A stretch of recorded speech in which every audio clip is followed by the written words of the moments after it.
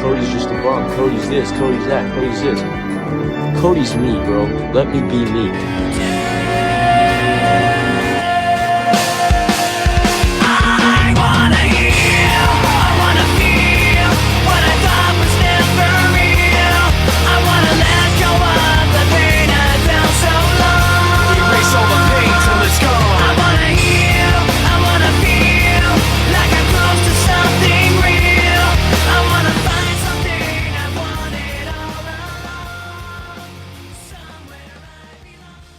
The 100K bags challenge. Yes. So how it works, guys, is 50K goes to the coin developer, and then to do whatever with their 50K, support development, marketing the project in any way they want. And then 50K goes to the token holders through a USDC per rata airdrop to those holders. And there are some stipulations here. Eligibility: coins must be launched on bags, obviously. Must use one app, as I mentioned. Organic growth: no bots, bundles, or wash trading. Creator wallet must be verifiable, subject to manual review. So there will be some fair play activity here, and the team will review it. Appreciate you coming up. We've seen you grinding. You know, originally we were. It's been long overdue, guys. Yeah. You know, you've proven yourself. You've proven yourself. It's okay. In spades. It's okay, guys. Well, first of all, thank you for having me. I know I've been like chirping you a bit dumb. I was telling him after booking for this time, I was like, hope you guys are not gonna cancel on me last minute, you know, but. Yeah, and I'd be more than happy not to go over everything from the lore that made people go crazy, batshit crazy on detail. You know, don't get him. And I mean, I'm an open book, you know. I'm more than open to talk about everything. And I'm just excited to be here. I was watching what Lex, I mean, that guy amazing, right? What he's doing with GSD. Love it. Very, very cool. Well, I mean, we should get into lore a bit here with you, because you do have a bit of a history. I think most people on here remember Dolos Diary. Originally one of the main runners during the AI season, like very notable. So you as a founder are clearly very notable and well known. So maybe start there. What is the lore on yourself? And yeah. So, I mean, just a guy that's been in crypto for over a decade now, I think, you know. I've been very passionate about this technology for a very long time. And funny thing, so I started Primis Protocol 3 years ago. It was a very different idea from now. Wow. Well, some components were still here, but it was very different. But last October 2024, I was like, and I was talking about this on the Rasmus stream last year, like I was sitting here and I was seeing the start of the new AI agents wave. And I was like, okay, how can we bring exposure to what we're building? Let's try to do an experiment. And that's why we started Dolos Diary and the token Bully. It was started as an experiment one weekend. We're like, okay, let's get some exposure on X. You know, I've been a crypto Twitter lurker for a long time. Let me just start to get my following up a little bit, and let me just start a new project, you know. So we started Dolos. It was long before AI16Z came. It was long before Zerebro came and stuff like that. It was a little bit after Truth Terminal with Andy. And I mean, it went viral, you know, like millions of views, 50,000 followers at the peak. On TikTok, it generated over 10 million views as well. It had brand ambassadorship deals. It became very viral. So even token-wise, I mean, it went to an all-time high around 260 million, something like that for Dolos, the Bully. Wild.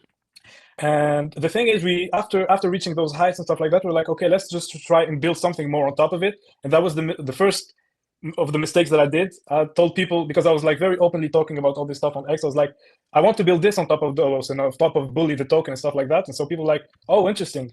And then, you know, if you're not able to deliver, and that's the main failure on my end, if you're not able to deliver what you say you want to do, then people will just say, you know, they will just jump on you in the end. So, and of course, a lot of things happened also with the past AI wave, where a lot of the tokens started to go down, and it happened also with Bully. I mean, it started in October 2024. By March, April started to go down. So, you know, when a token with over 50,000 holders start to go down with listings on a lot of sexes, I mean, people would just be like, I mean, there's only one culprit here. It must be the founder, you know? Yeah. Like, it's the famous saying, can the dev do something about this? And unfortunately, sometimes when a token has that much distribution, when ourselves, we burned over $8 million over the token, you know, we cannot do a lot of stuff. And that's why recently, when people launched the Primis token on bags, I was very interested by it, because it had something that Pump didn't have back then, which is the fees.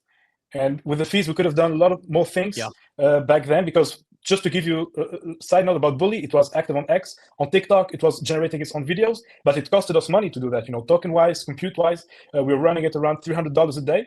It might not seem a lot for a lot of people, but for us, when we're not monetized or stuff like that, the bill, you know, it grows quickly. And so unfortunately, sometimes when something becomes too expensive to run, you just have to say, okay, I mean, maybe it had its time. It was fun. It was a great experiment, but let's just move on and try something new and just build something. That's like my motto in life, you know?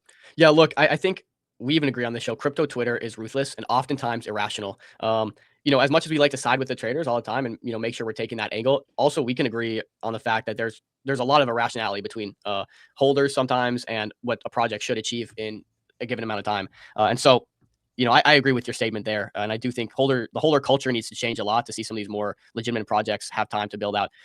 With that being said, I got to ask, you were on the cusp of AI early. You had Bully. This is like a Twitter AI agent. We saw that these were pretty popular for a while. Did you ever foresee AI going from what it was a couple of years ago to where it is today, where you have stuff like OpenClaw autonomously working on your computer, doing tasks for you? Like, what was your thought process back in the day when we just saw the early fledglings of AI? And I'm not sure if you guys can hear me. I'm sorry. Am I? Are you guys freezing? Yeah, no, you're lagging for a second. Go ahead, Dom. Okay. Try saying it again. You back with But us? I heard you. Yeah, I heard you though. But Okay. the images were not moving.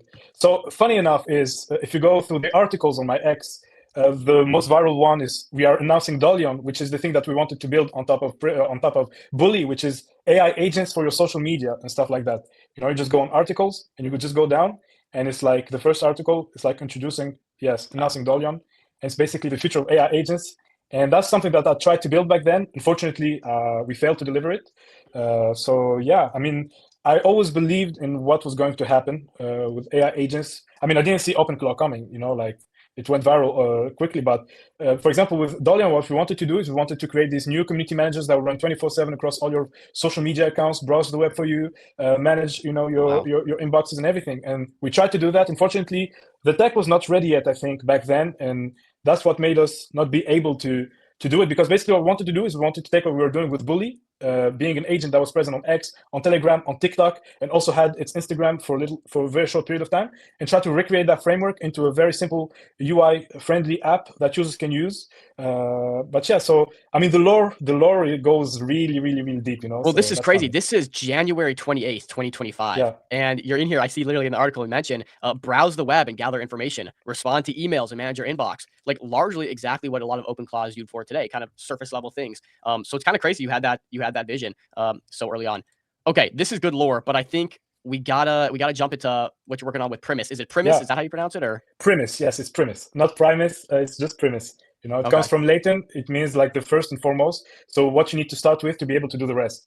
And basically, you know what, even real quick before we even get into that, you were doing the Bully, the Dolo's Diary stuff, and again, you just kind of went through the lore. It was a funny, edgy Twitter bot, pretty much. Were you like equipped in AI before this, or how did you get into AI? Because you were very fledgling early days of AI. Like, are you an engineer? Curious just how you even got into that field. Yeah. So I mean, I have this whole thread on my X, but it's okay.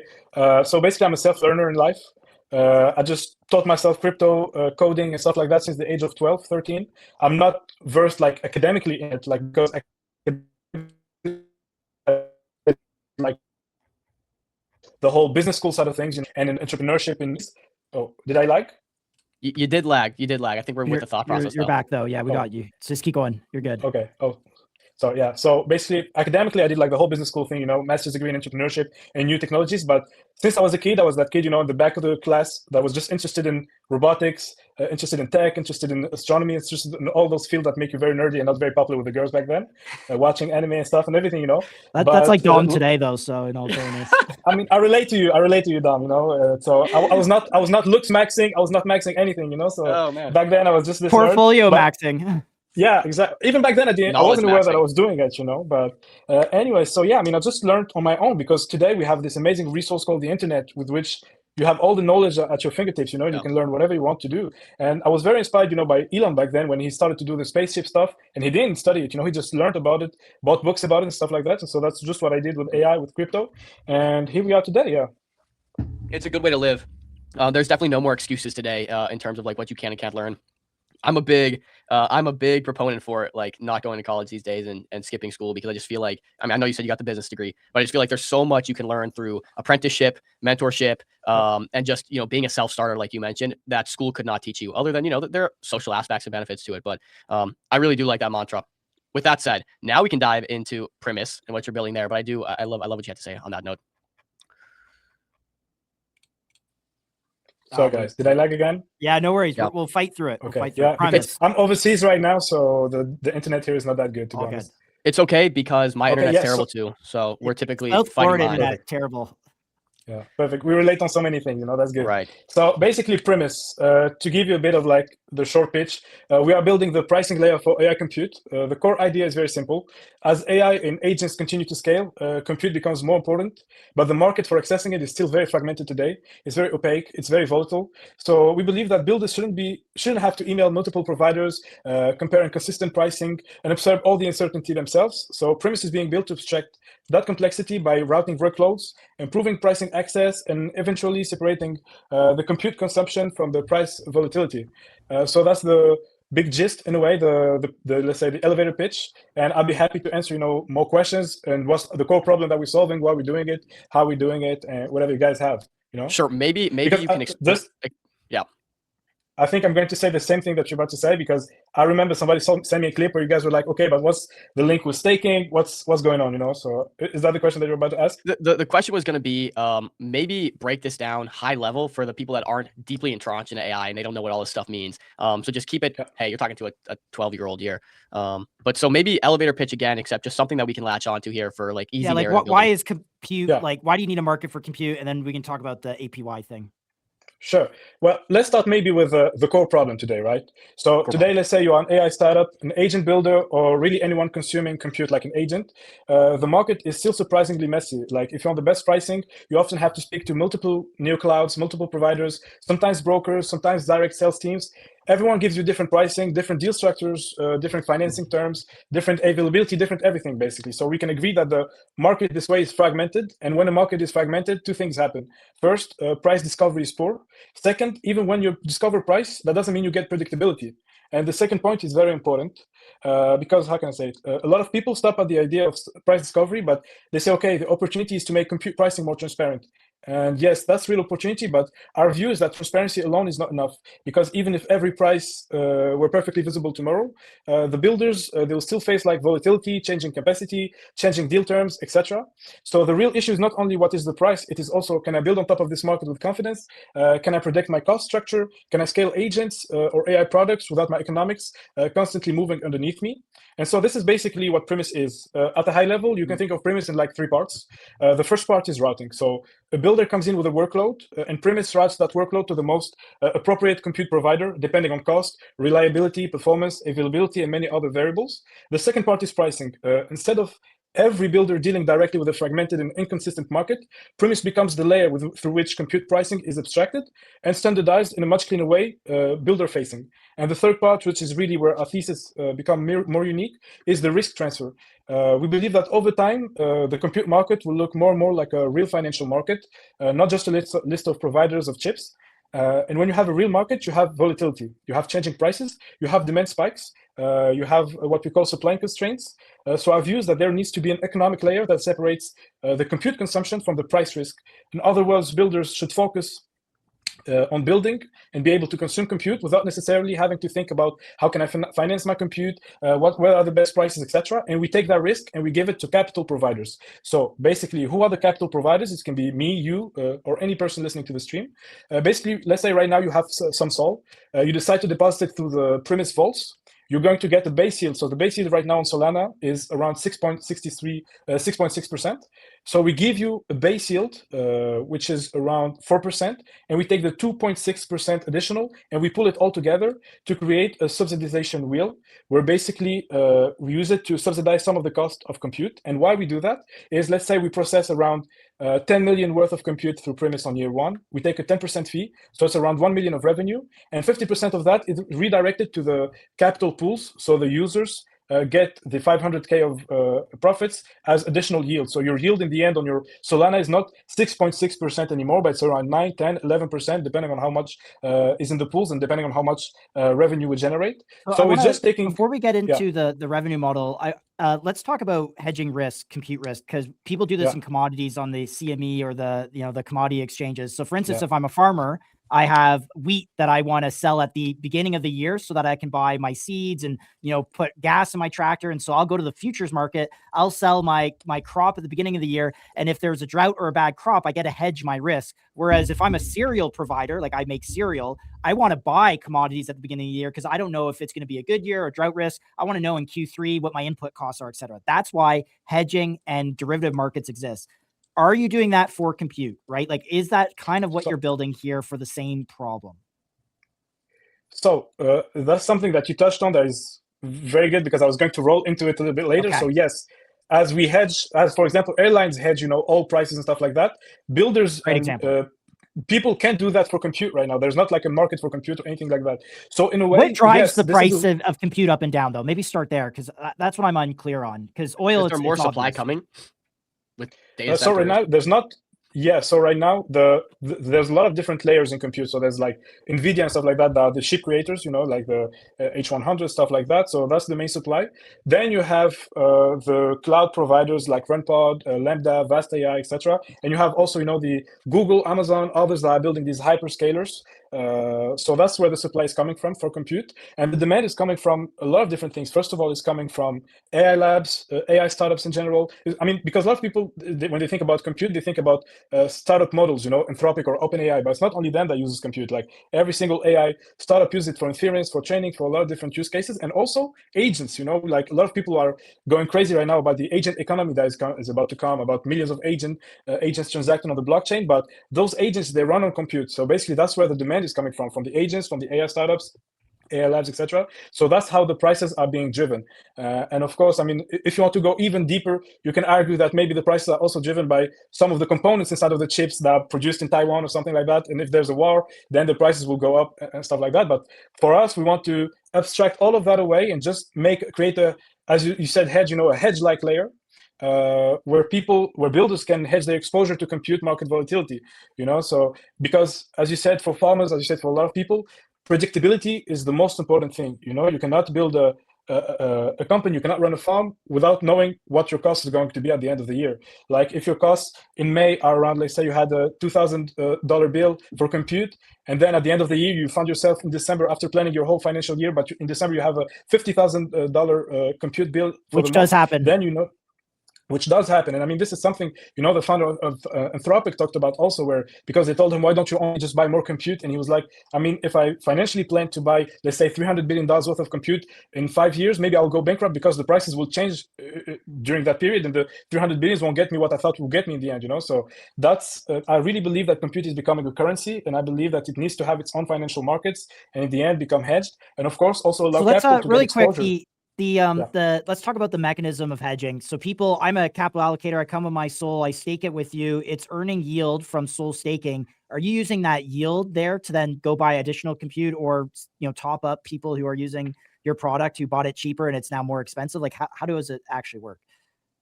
Yeah. So we actually, the base yield, as I said, we give back some of it to the capital allocators, and then we pull the rest together. And the rest, we're going to use it for different things, actually, whether it is to subsidize the cost by either pre-buying some compute, or also by how do you say it in English? Like pre-topping some users. So subsidization, but it will work invisibly. We don't want people to just know, oh, I just got this. Because I believe that as I believe when I was running Dolos, I don't care where my subsidy is coming from. I just care about the bill at the end of the month for my compute. As I said, for Dolos, it was running around hundreds of dollars every day, to run him. So imagine for a company like, I don't know, Anthropic, OpenAI, or any just bigger AI startup that is not just running one agent. So that's the thing that we are doing right now with Primis. But I love that you directly linked it to hedging, because for a lot of people, it takes some time before starting to mention hedging and start to mention it as a financial market. Well, only on MCG, guys. So and a question. I guess that's why. On this note too, it is largely a hedge here, but I do feel like the cost of compute is just set to go down, at least for, it seems like a lot of people are coming in to try to build factories and things to make, compute more accessible for people. What do you think the direction of compute costs is? Do you think it's going to go up from here? Do you think it's going to go down from here? I mean, I believe in the long run it will go down, and that's something that I always say, is that we are not only building Primis because compute is expensive, but we are building it mainly for predictability, reliability, who gets access first. Because even if compute cheap, you need some set of rules, to who accesses it first, etc., instead of having to go through all these different layers that I mentioned. But I believe that it will tend down, pricing wise in the future. Maybe not the near future, because I mean, building these hyperscalers, it takes time. It's like, because a lot of people, they argue with me, and I'm like, this is physical building, like physical buildings that you need to build and stuff. So this will take time, but I believe in the future, yes, it will tend to go down. Your numbers are looking really good. I mean, here we just had this pulled up. You're at about 325K ARR. I'm not sure if that's updated since then. But what does your business development side look like, right? you've got a good pitch. Like, honestly, I see the pitch here, and you've completely sold me on the fact that people do need to have predictability in their business, just like any business. What does your BD look like? Who are you reaching out to? Who are you talking to? Who is signing up for this platform as we speak? Okay, yeah. So just a side note for full transparency, that ARR right now is coming from the one-click deploy agents that we also launched on top of Primis. Basically, it's like OpenClaw wrapper in a way, but we are customizing them to create full Primis agents. I feel like this is a full loop that is closing because it goes back to Dolion in a way, what we also did on top of Primis. But yeah, so right now, how did those numbers come about? So when I was running the whole Dolion pitch 2 years ago, 1 year ago, and 1 year and a half ago now, I had this wait list, and this wait list, it went crazy. We had around 100,000 people that signed up to try to launch their own agent when Dolion will go live. Unfortunately, it didn't go live, but what I did is that I leveraged that wait list when we launched the Primis agents. And basically, it's people from that waitlist that came and that just started to deploy their own OpenClaw agents on top of Primis. And on the compute side, so what we are running right now is a closed beta with 5 different teams. Unfortunately, I cannot mention them right now. I'll be able to mention them in a couple of weeks when we open the beta for everyone, and we are going to release basically the analytics of them running through the closed beta for the past 2 months now. So that's, how do you say it? Like, that's catalyst, to come. So yeah. Alpha. Alpha. This is an interesting note here you have in your article. You said the downside of holding the token is obviously token going down, but the upside here is if Prism succeeds, Primis, profit distribution is permanent, mechanical, and impossible to dilute away. So it seems like you're not just getting the upside here on maybe the token that you invest in, and if everything goes well, token goes up, but also maybe profits from the company. Can you talk us through that? Yeah, so basically, I'm very fascinated by a company called Streets. I don't know if I'm sure you've heard of it. Trying to basically merge equity and tokens, and Kled are signed with them and stuff like that. So I've been very fascinated for a long time. Foundation. Yeah, shout out to them. I'll reach out soon. But yeah, anyway, so I've been very fascinated by, because I've been, as I said, in crypto for a long time, and I believed in a lot of different projects, and I bought a lot of different tokens, and I saw those projects go amazing, but my tokens, their value didn't change in the end, so except they give you, like, they tell you, okay, you can use it for governance, come vote here in this DAO, don't worry, it's not like big, even for the vote, it's not like big decisions that are being taken, it's just like for the small stuff, oh, come vote with us, we want to hear your voice and stuff like that. And I believe that people that buy tokens, they don't care about voting, like, they don't care about how the company is being run. They care about what are they going to get in exchange of believing in you. And I believe the best thing that you get in exchange of belief is money in the end, so that's why we want to, basically, with the Primis token. So first of all, Primis, I didn't launch the Primis token, it was launched on Bags by some other people. I decided to claim it, and I think it can be a good leverage to get more exposure, stuff like that. Parenthesis closed. So Primis token, I want to use some of the profits from Primis Protocol to buy back the token first, and then to also add to the liquidity. Secondly, I put like the whole mechanism of how much we're going to buy and how much we're going to add to the liquidity, so we can have this flywheel, not only for the builders and the capital providers, but also for the Primis believers, because in a way they are the reason, through the fees and stuff like that, they help us to finance a lot of things. So they need to get exposure. I mean, let's say in a perfect world, Primis becomes a $100 billion company, generates $1 billion worth of compute, has $500 million worth of profits. Wouldn't those people that held the tokens deserve to get exposure to it? So that's why we created this whole tokenomics around the Bags token. Well, we can help make an intro to Street for you. Absolutely. As well. And can you give me the steps and the roadmap it takes to get to that $1 billion company number and some of these metrics you just kind of riffed off? Like, what does it take? What does that look like for you guys? Yeah, so right now we are launching a couple of things, like mobile app versions for our Primis agents. So our goal is to get that to 2 million ARR very soon, because it's one of the metrics that we've set.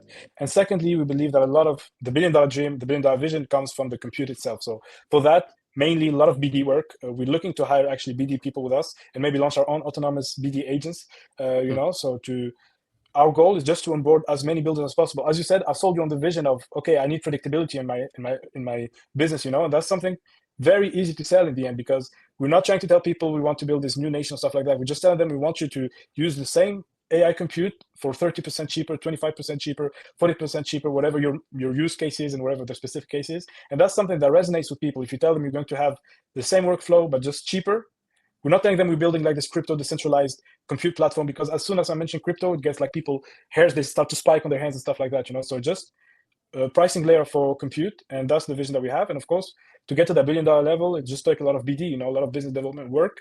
And that's what we are set to do. Once we launch the beta, that's the big thing. We need to go.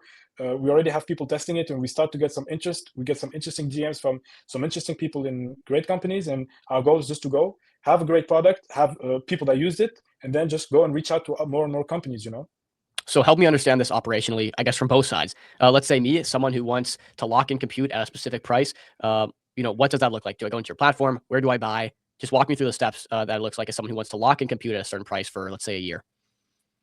Yeah, so basically, you just go into the Primis Protocol platform once it will be open beta.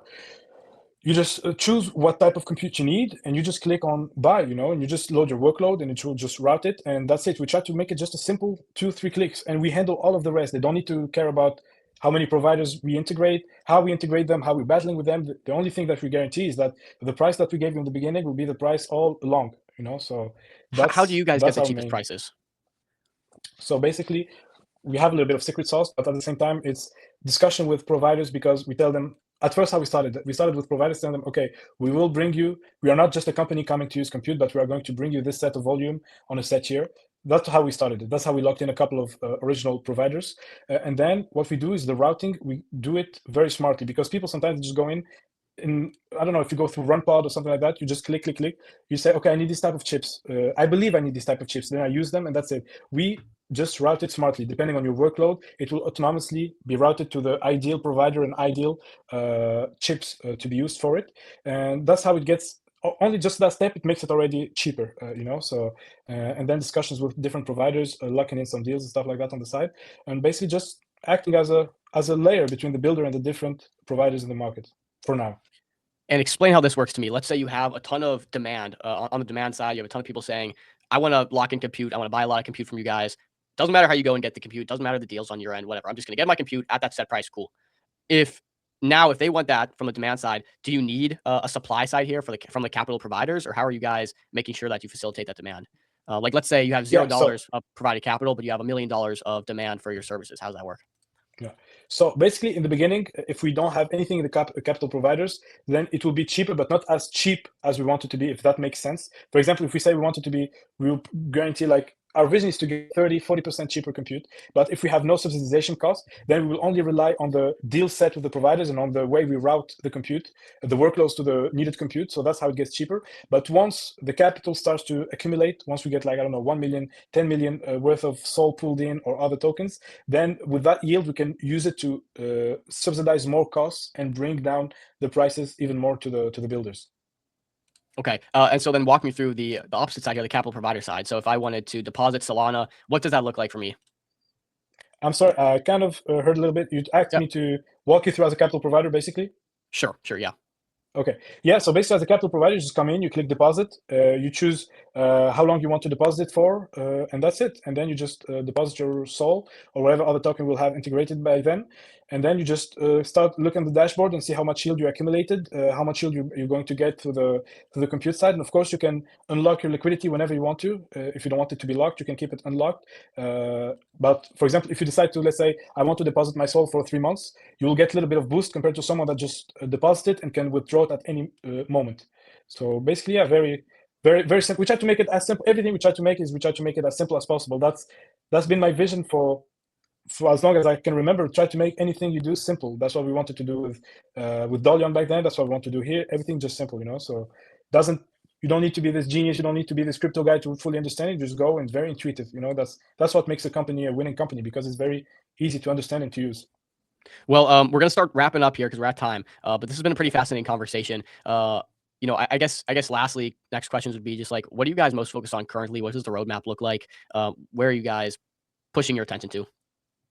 So right now, the main milestone that we have is that we are launching mobile apps for Solana Mobile and for other phones too, of the Primis agents, so people can one-click deploy them on their phone directly, as easy as possible. So that's the first milestone. We are looking to integrate more skills into our Primis agents. It was interesting to hear GSD talk more, Lex talk more about GSD, sorry, because I need to try GSD 2.0, and if it's really that good, I want to see how I can add it to the Primis agents so people can have these coding agents directly on their phones. Happy to connect. We'll maybe send him a DM later. But yeah, I would love a connection with him.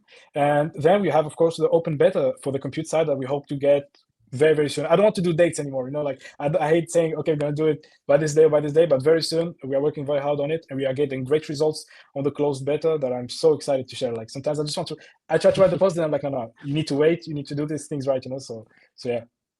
Okay, very good, Josh. Unless you have anything to wrap with, I think that covered a lot. I think it's super fascinating what you're building here. Yeah, Kuba, appreciate it. Appreciate the back and forth on X, and good luck on the 100K challenge. Any use of funds if you win the 50K? Yeah, so I mean, we already mentioned it. 30% will go directly to buyback and addition to the liquidity pools. You know, but I feel like it's the same thing as everyone else. So I need to think. I need to brainstorm and try to find something maybe more than that. And clip it right into the chart. No, I'm kidding. Yeah, I mean, hey, why not? You know, but yeah, guys, it's been really a great conversation. It was really great to meet finally. Likewise. And yeah, I mean, very happy to do another one once we have a big milestone coming with the mobile apps. You know, to be fun to do. We would love to. I think what I'm interested in is we're going to see these agents try to compete for the lowest compute at all times. And I think if you can keep your compute the lowest on the market and predictable, you're going to have an audience, you know, naturally you're going to have a funnel there. So exciting stuff. We'll get you connected with Lex. We can also talk to a bit about Street and see if that's something that works for you. So we'll be chatting. Thank you, guys. Have a good one. Bye-bye. Yeah. See ya. Let's all. Trading is an adventure, and all adventures start with a quest. This is where your journey begins.